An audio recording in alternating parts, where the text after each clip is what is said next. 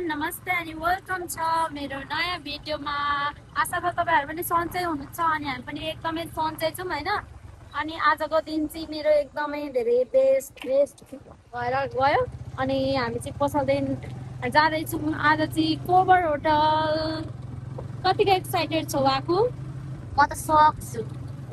उनीहरू चाहिँ थाहा थिएन क्या हामी जाने भनेर। अनि हामी चाहिँ एक्कासी प्लान बनाएर हिँडेको होइन। आज शनिबार पनि अनि साकेला पनि थियो लास्ट साकेला, तर म त्यहाँ चाहिँ गइनँ, धेरै गर्मी थियो। अनि पसलमा पनि शनिबार चाहिँ मेरो राम्रै हुन्छ, त्यही भएर म पसल छोडेर चाहिँ गइनँ। अनि हामी चाहिँ बेलुका बेलुकाखेरि अहिले अब 5:30 भइसक्यो, हामी चाहिँ 5:30 बजे निस्केर हिँडेको। अनि त्यसपछि अब चाहिँ कोबर होटलमा गएपछि धेरै भयो हामी कोबर होटलमा गएपछि धेरै भयो। पहिला चाहिँ धेरै गएको थिएँ म, अनि गर्दैछु गएर नै भेटौँला साथीहरू होइन।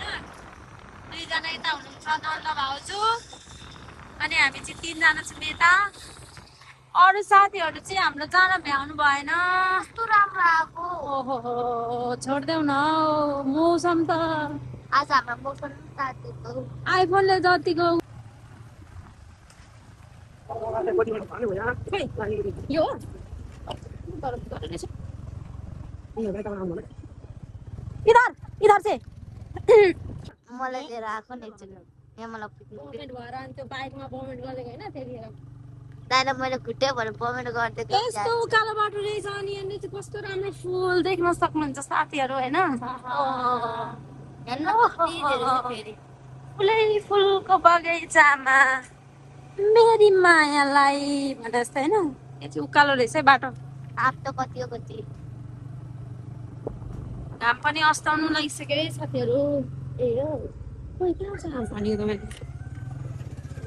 चिट्ठा हानेर चाहिँ हामीले पारेको कोबर होटल होइन।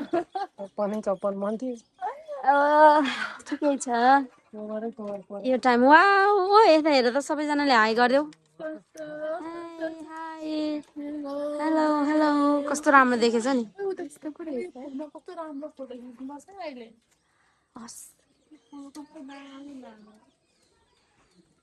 फाइनली हामी चाहिँ कोबर होटल पनि आइसक्यौँ अनि देख्न सक्नुहुन्छ कुखुराको पनि सुरुवाल रहेछ। मेरो अर्को पेन देख्न सक्नुहुन्छ, कुखुराको पनि मेरो जस्तै पेन रहेछ साथीहरू। अनि फाइनली हामी चाहिँ आइसक्यौँ कोबर होटल होइन। यो चाहिँ गाईहरूको अलिक बोक्से भन्दा अलिक तल है। बोक्से भन्दा अलिक डिम्कीभन्दा माथि। बोक्से त धेरै टाढा पनि परमगाछी नजिकै हो। अब हामी हेर्दै जाऊँ ल, लेट्स गो। यस्तो माछा पालेको रहेछ यो चाहिँ के अरे फिस ट्याङ्क रहेछ यो चाहिँ। वाउ मछली मछलियाको पानी पनि दिएको रहेछ।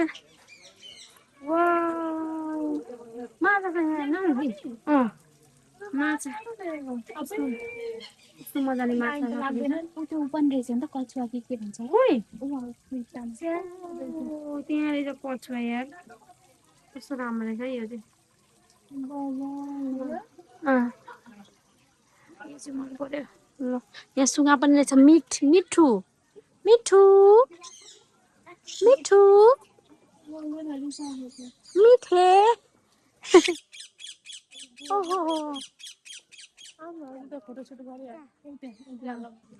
हामी चाहिँ कोबर होटलमा छौँ अनि यहाँनिर चाहिँ आज शनिबार भएर होला यति धेरै प्याक छ। अनि हामीलाई चाहिँ ठाउँ पनि यहाँनिर माथितिर बस्ने भनेको, त्यहाँनिर माथि पनि मान्छे धेरै भएर ठाउँ छैन।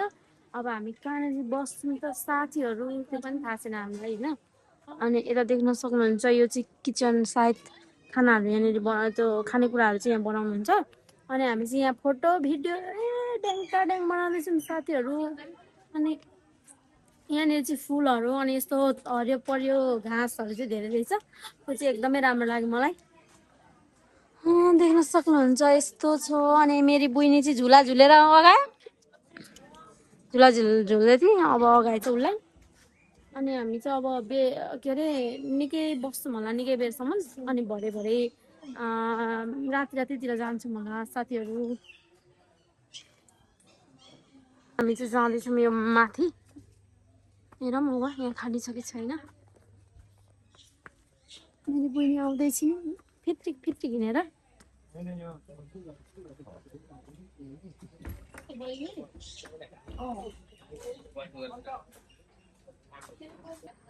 हामी चाहिँ बरुवापुलमा आएको छौँ होइन कोबर होटलदेखि पनि कोबर होटलमा चाहिँ हामीले अलि त्यो के अरे यस्तो भयो कि ठाउँ पनि भएन इनफ होइन त्यहाँनिर चाहिँ मान्छे आज शनिबार भएर यति धेरै हुनुहुन्थ्यो अनि त्यो भएको कारणले अनि हामीले चाहिँ एक एक प्लेट मोमोहरू खायौँ अनि त्यो पनि हतारमा खाएको मान्छेहरू चाहिँ कति धेरै त्यो वेटिङमा हुनुहुन्थ्यो क्या त्यो सिट नभएर अनि त्यही भएर हामी चाहिँ अनि त्यहाँनिर खाएर पनि अनि त्यहाँ बसेनौँ धेरै मान्छे भएर हामी चाहिँ बरुवापुल आयौँ यहाँनिर चाहिँ आइसकेको छौँ होइन साथीहरू रात पनि पर्न लाग्यो अब हामी यहाँको यहाँ मिठो चटपटे पाउँछ यहाँ चटपटे खाएर अनि त्यसपछि ब्याक टु रुम जान्छौँ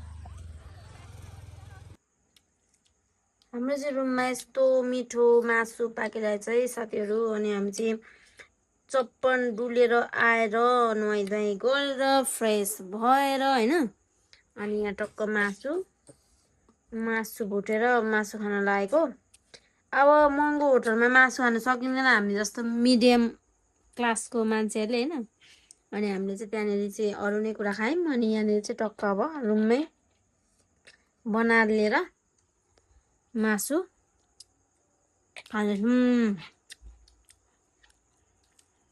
अनि मासु चाहिँ एकदमै मिठो भएको छ म चाहिँ थोरै भातसँग पनि खान्छु चिउरा पनि छ कि यता चिउरा पनि दिएछ तर म चाहिँ भातैसँग खान्छु खाएर खानु पर्यो कस्तो आएको मासु मिठो होइन